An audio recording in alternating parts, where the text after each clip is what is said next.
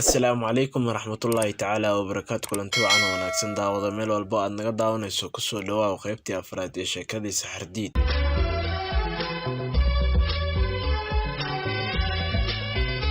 qaybtii saddexaad ee sheekadii Saxardiid waxay inoo joogtay keli ahaanta iyo habeenkii oo ifka wada gaaray ayaa inankii yaraa ee Saxardiid naftiisii baqdin gelisay.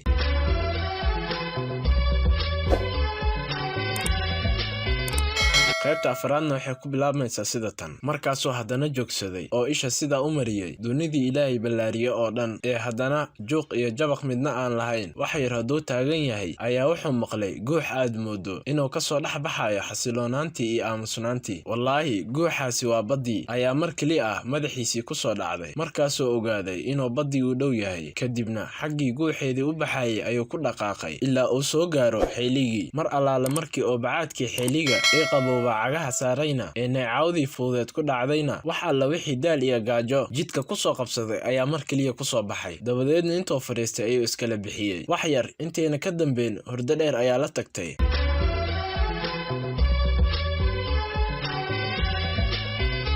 wuxuu hurdaba oo riyo u dhiibto mar keliya ayuunbuu cod weyn oo yeeraya iyo gacan weyn oo gebigiisba gilgilaysa ku soo ambaraaray. waaba nin dheer oo caro labadiisa indhood dab ka duulayaan, labada dabnoodna gariirayaan oo dul taagan. Saxardiid baa isagoo jirka baqdilna kurboonayo hurdadii ka soo booday. markaasaa ninkii si kulul u yidhi, yaa tahay yarow, maxaase halkan ku keenay? meeshaani waa meel aana qofna imaan karin, aniga oo aan ogeyn. sidee baa ugu soo dhiiratay inaad timaado? Saxardiid baa ugu jawaabay, meel aan ka socdo iyo meel aan u socdo midna garan maayo. meeshaana waxay tahay warka ma hayo ee labadeeda lugood ayuunbaa i keenay. muraad iyo meheradan ku socdona ma jiraan. markaasay ilmadu labada dhaban dhareertay oo uu hadli kari waayey. ninkiibaa intay xanaaqii ka ba'ay oo qalbigiisii naxariis gashay ag fadhiistay Saxardiid. halkiibuu kadib ka wareystay xaaladiisii. Saxardiidna intay baqdintii iyo oohintii ka ba'een ayuu ugu sheekeeyey ninkii dhibaatadiisii oo dhan. markuu dhammeeyey ayuu ninkii intuu niyadda u qaboojiyey ku yidhi, bal wax yar sii fadhi inta kugu soo noqonayo. muddo yar haddii uu ka maqnaa wuxuu uu ku soo noqday isaga oo sida cunto iyo biyo. dabadeedna Saxardiid buu ku yidhi, waxaan u malaynayaa inaad gaajo la il daran tahay ee hoo cun oo cab. halkiibuu Saxardiidna cuntadii cunay. markuu dhargayna ku yidhi, adeer aad baan kuugu mahadcelinayaa samaanta aad ii fashay, waxaanan jeclahay inaan kuu shaqeeyo. ninkii baa yidhi, way wanaagsanaan lahayd sidaasi ee waxaan ka baqayaa in aad igala shaqayn kari weydo. Saxardiid baa ugu jawaabay, si alle sida adigu jeceshahay ayaan kuula dhaqmi doonaa. ninkii baa yidhi, ta ugu horreysa ee aan kaa doonayo waxa weeyaan in aadan hadal waxbana i weydiin.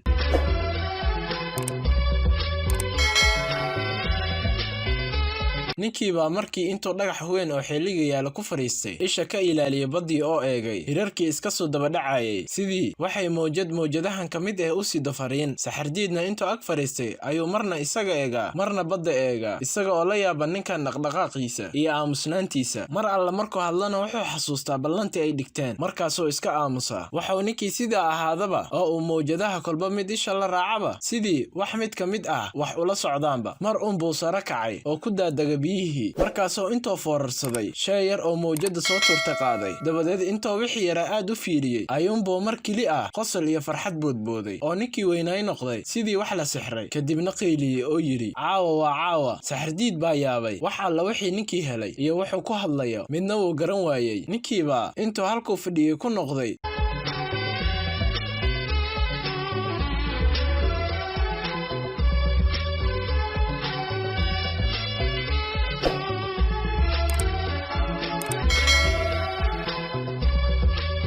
intaas waxay noogu dhammaaday qaybtii afraad ee sheekadii Saxardiid. la soco qaybta shanaad iyo qaybaha kale.